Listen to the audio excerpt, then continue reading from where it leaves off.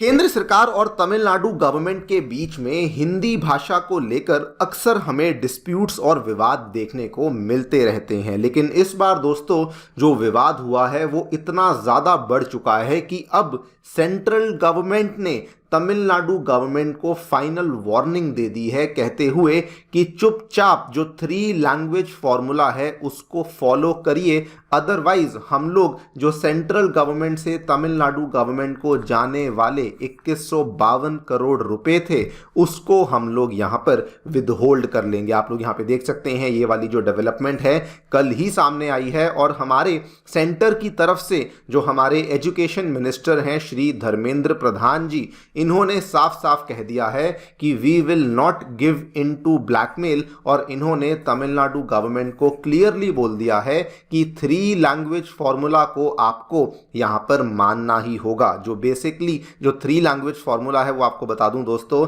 इसके तहत कहा जाता है कि एक मॉडर्न लैंग्वेज जिसमें कि हिंदी इंग्लिश होनी चाहिए, एक इंडियन लैंग्वेज जिसमें कि हिंदी होनी चाहिए और तीसरी जो कि या तो मदर टंग हो सकती है या फिर आपकी रीजनल लैंग्वेज है, इसको यहां पर आपको इंप्लीमेंट करना होगा। लेकिन दोस्तों ये विवाद जो है ये इतना ज़्यादा बढ़ चुका है कि जो तमिलनाडु के मुख्यमंत्री हैं मिस्टर स्टालिन, उन्होंने कहा कि 2000 करोड़ क्या, अगर आप लोग 10,000 करोड़ भी हमें ऑफर करेंगे तब भी हम लोग 3 लैंग्वेज फॉर्मूला को यहां पर इंप्लीमेंट नहीं करने वाले हैं। ये वाली डेवलपमेंट भी आप लोग यहां पे देख सकते हैं। और दोस्तों इसमें अभी जो गतिविधियां हैं ये अभी भी लगातार चलती जा रही हैं, बल्कि जस्ट आज शाम को जो लेटेस्ट डेवलपमेंट देखने को मिली है, तमिलनाडु के एक नेता अन्नामलाई, आपने नाम सुना होगा, उन्होंने अगेन यहाँ पर अपनी एक नई कैंपेन को चालू कर दिया है तमिलनाडु में ही, जिसमें कि उन्होंने कहा है कि अब हम लोग जो हैं वो तमिलनाडु में NEP यानी कि न्यू एजुकेशन पॉलिसी को बेसिकली यहाँ पर इम्प्लीमेंट करने की पूरी कोशिश करवाएंगे और 3 लैंग्वेज फॉर्मूला को भी हम लोग तमिलनाडु के राज्य में इम्प्लीमेंट करवाने का पूरा प्रयास करने वाले हैं। बिकॉज आपको बता दूं कि तमिलनाडु ने दोस्तों अभी तक जो नेशनल एजुकेशन पॉलिसी 2020 आई थी उसको भी अपनी स्टेट में लागू नहीं किया है। बात करेंगे इस पूरी डेवलपमेंट के बारे में कि आखिरकार क्या हमें देखने को मिला है, क्या है ये 3 लैंग्वेज फॉर्मूला जिसको कि तमिलनाडु ने अभी तक अपने स्टेट में इंप्लीमेंट नहीं किया है, एंड अभी जो लेटेस्ट पैट हुआ है इसमें तमिलनाडु और सेंट्रल गवर्नमेंट के द्वारा क्या क्या आर्ग्यूमेंट्स दिए गए हैं उसको भी जानने का प्रयास करेंगे। आइए शुरू करते हैं मेरे साथ। मेरा नाम है अनिरुद्ध। यदि आप लोग हमें फॉलो करना चाहते हैं, हमारे लेक्चर्स के अपडेट्स को प्राप्त करना चाहते हैं तो यहाँ पर दिए गए टेलीग्राम चैनल्स के माध्यम से ऐसा कर सकते हैं। दोस्तों आगे बढ़ने से पहले आप सभी को बताना चाहूँगा कि अनअकैडमी ने आपकी यूपीएससी परीक्षा की तैयारी को आसान करने के लिए जितने भी यूपीएससी के साथ जुड़े रिसोर्सेज थे वो अब आपके लिए totally free of cost available करवा दिए हैं। फिर भले वो करंट अफेयर मैगजीन्स हो, प्रीवियस ईयर क्वेश्चंस हो, एनसीईआरटी नोट्स की समरीज हो, प्रीलिम्स के फ्री मॉक टेस्ट हो, ये सभी चीज़ों के जो लिंक्स हैं वो आपको नीचे डिस्क्रिप्शन बॉक्स में अवेलेबल करवाए गए हैं। और उसके अलावा फिर भी कोई क्वेरी है तो आप लोग डायरेक्टली स्क्रीन पे दिए गए इन नंबर्स पे फ़ोन कर सकते हैं और हमारी टीम आपको हैप्पीली असिस्टेंस भी प्रोवाइड कर देगी। All right, so directly coming to the news, क्या देखने को मिला है दोस्तों, बताया गया है कि केंद्र सरकार के द्वारा जो समग्र शिक्षा स्कीम के अंतर्गत, जो हमारा समग्र शिक्षा अभियान के अंतर्गत 2152 करोड़ रुपए तमिलनाडु गवर्नमेंट को डिसबर्स होने वाले थे to implement the education policy, वो यहाँ पर सेंट्रल गवर्नमेंट के द्वारा विदहोल्ड कर लिए गए हैं। आप लोग यहाँ पे देखिए ये खबर जो है जस्ट कल ही सामने आई है। And before we talk about कि एग्जैक्टली तमिलनाडु गवर्नमेंट और सेंट्रल गवर्नमेंट के बीच में क्या क्या हुआ है, मैं आपको ब्रीफली बड़ी जल्दी से जो 3 लैंग्वेज फॉर्मूला है वो यहाँ पे एक्सप्लेन कर देता हूँ। दोस्तों जो 3 लैंग्वेज फॉर्मूला है ये पहली बार जो हमारी NEP 1968 में आई थी उस टाइम पे इसको इंट्रोड्यूस किया गया था। और इसको इंट्रोड्यूस किया गया था सो दैट जो लैंग्वेज एजुकेशन है पूरे भारत में उसको एक तरीके से स्टैंडर्डाइज किया जा सके। और ये वाली जो पॉलिसी थी सबसे पहले 1968 में आई थी, उस टाइम पे हमारी प्राइम मिनिस्टर थी इंदिरा गांधी जी। उसके बाद 1986 में यही वाली पॉलिसी के तहत NPE 1986 के तहत जो पुराने वाली लैंग्वेज पॉलिसी चलती आ रही थी उसी को हमने कंटिन्यू किया, उसमें किसी प्रकार के चेंजेस को नहीं लाए। और 2020 में जो लेटेस्ट हमारी नेशनल एजुकेशन पॉलिसी आई थी, वहां पर भी हमने मेनली तो उसी पॉलिसी को कंटिन्यू किया, लेकिन इसमें थोड़ा सा चेंज कर दिया था कि हमने स्टेट्स को ज्यादा फ्लेक्सिबिलिटी देना शुरू कर दिया था कि अगर आप कोई डिफरेंट लैंग्वेज इसमें चूज करना चाहते हैं तो वो आप यहां पर कर सकते हैं। इसका जो बेसिक स्ट्रक्चर था वो आपको बता दूं, मोटे तौर पे 1968 वाली पॉलिसी में कहा गया था कि जो तो हिंदी स्पीकिंग स्टेट्स हैं उनको एक तो भाषा हिंदी रखनी चाहिए और एक इंग्लिश रखनी होगी और एक मॉडर्न इंडियन लैंग्वेज रखनी होगी जो कि प्रेफरेबली एक साउथ इंडियन लैंग्वेज होगी, जैसे कि तेलुगु हो सकती है, मलयालम हो सकती है, तमिल हो सकती है या फिर कन्नड़ हो सकती है। और जो नॉन हिंदी स्पीकिंग स्टेट्स हैं उसमें कहा गया था कि एक इंग्लिश रखनी होगी, एक हिंदी रखनी होगी और एक आपको रीजनल लैंग्वेज रखनी होगी, यानी कि जो भी आपका राज्य है। सो फॉर एग्जांपल अगर आपका राज्य कर्नाटका है तो आपको इंग्लिश, हिंदी और साथ में आपको कन्नड़ भाषा यहां पे रखनी होगी। ये मोटा मोटा स्ट्रक्चर था जो कि 1968 वाली पॉलिसी के थ्रू लाया गया था। ये आप यहां पे देख भी सकते हैं,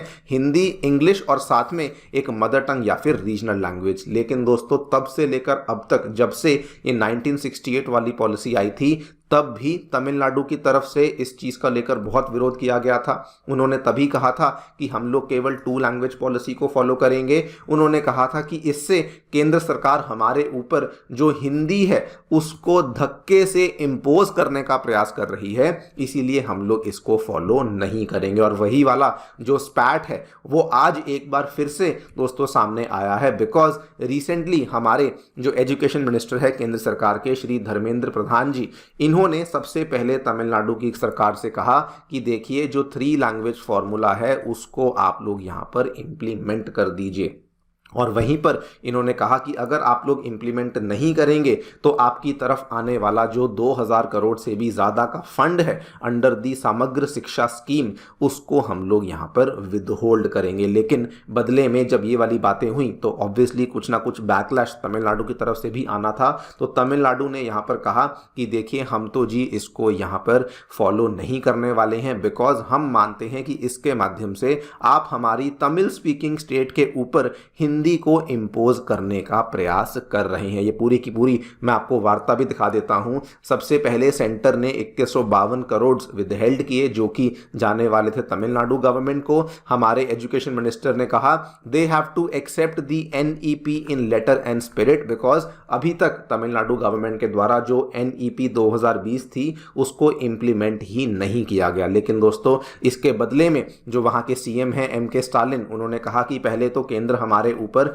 हिंदी को इंपोज करने का प्रयास कर रहा है। देन उन्होंने कहा द सेंटर नोज कि वो डायरेक्टली हमारे ऊपर हिंदी इंपोज नहीं कर सकते और इसीलिए वो एजुकेशन पॉलिसी को एक बैकडोर के माध्यम से हमारे ऊपर ये वाली जो हिंदी भाषा का इंपोजिशन है ये करने का प्रयास कर रहे हैं। और उसके बाद ये मामला और गर्म होता गया और तभी चीफ मिनिस्टर MK स्टालिन ने दोस्तों अपने वहां पर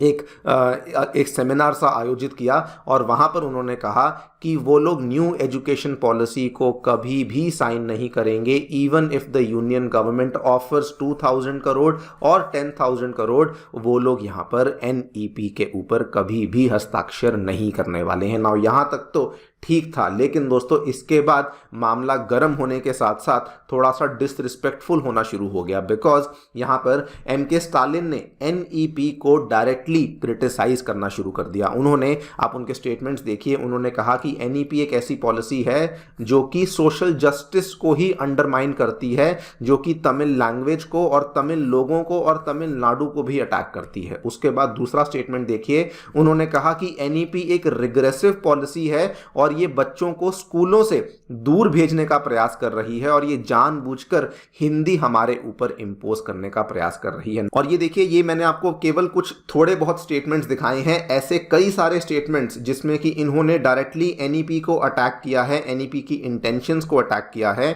ये वाले ऐसे आपको कई सारे स्टेटमेंट्स इंटरनेट पे देखने को मिल जाएंगे। नाउ दोस्तों, ये पहली बार नहीं हुआ है कि हमें तमिलनाडु की तरफ से इस तरह का जो विवाद है वो देखने को मिला हो। जस्ट आज से 4-5 महीने पहले 18 अक्टूबर की बात है, तब हिंदी माह को लेकर, हिंदी मंथ को लेकर भी बहुत बड़ा विवाद हुआ था और तमिलनाडु के CM स्टालिन ने तब PM मोदी को डायरेक्टली चिट्ठी लिखी थी कहते हुए कि आपको ऐसी चीज़ों के आयोजन करने ही नहीं चाहिए। ये भी, इस चीज़ को लेकर भी बहुत बड़ा विवाद हुआ था। लेकिन ये जस्ट मैं आपको इसलिए बता रहा हूं कि इस तरह की चीज़ें पहले भी हमें तमिलनाडु की तरफ से देखने को मिल चुकी हैं। और अब जब इस तरह के इंसिडेंट्स हमें देखने को मिले तो अब दोस्तों जो लेटेस्ट अपडेट सामने आया है, तो तमिलनाडु में जो एक और नेता हैं अन्नामलाई, उन्होंने यहाँ पे डीएमके को अटैक करना शुरू किया है। उन्होंने यहाँ पर कहा है कि हम लोग जो हैं वो अब तमिलनाडु में एनईपी को इम्प्लीमेंट करने के लिए जो कैंपेन है उसको शुरू करने वाले हैं। इनके जो आर्ग्यूमेंट्स हैं वो भी आपको बता दूं। इन्होंने कहा कि कोई आपके ऊपर हिंदी को इम्पोज नहीं कर रहा, लेकिन ऑप्शन तो होनी चाहिए ना। इनके कहने के मायने केवल ये थे कि देखिए कई सारी और भी स्टेट्स हैं जिन्होंने अपने अपने राज्यों में तमिल को ऑप्शनल लैंग्वेज रखी हुई है, जैसे कि उत्तर प्रदेश ने रखी हुई है, चंडीगढ़ ने रखी हुई है, मध्य प्रदेश ने रखी हुई है सेकेंडरी लेवल पे। तो फिर तमिलनाडु भी सेम चीज को अपनी स्टेट में क्यों नहीं कर सकता। अगर आप इसको सिंपल भाषा में समझें तो इनके कहने के मायने ये हैं कि एनईपी को इम्प्लीमेंट किया जाना चाहिए, उसके बाद वो जो आपका प्रेरोगेटिव है वो स्कूल के ऊपर छोड़ देना चाहिए कि अल्टीमेटली वो कौन सी लैंग्वेज वहां पे देना चाहते हैं, एंड उसके बाद वो जो अगला प्रेरोगेटिव है वो बच्चों और पेरेंट्स के ऊपर है कि क्या वो वाली लैंग्वेज अपने बच्चों को सिखाना चाहते